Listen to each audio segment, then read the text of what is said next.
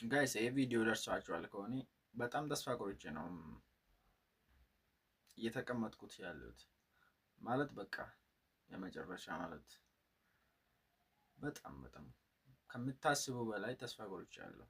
ምክንያቱም ደግሞ አለ አይደል ትሰራለህ አይሳካም፣ ግን መቼ ቀን እንደሚያወራ አላውቅም። ብቻ አንድ ነገር እፈልጋለሁ። ይሄ ቪዲዮ የምታዩ ሰዎች ማለት ነው ድንገት ከመጣላችሁ ለዚህ ዩቲዩብ ለእናንተ ሰጀስት አድርጎ ድንገት ከላክላቸው በቃ ኮሜንት ላይ ገብታችሁ እንድታበረታቱኝ ነው የምፈልገው። ኢትዮጵያዊ የሆናችሁ በተለይ በቃ አንድ ቀን ይሄ ልጅ ይቀየራል የሆነ ደረጃ ላይ ይደርሳል የምትሉ ሰዎች ብቻ የመበረታቻ ቃላቶችን ተጠቅማችሁ እንድታበረታቱኝ።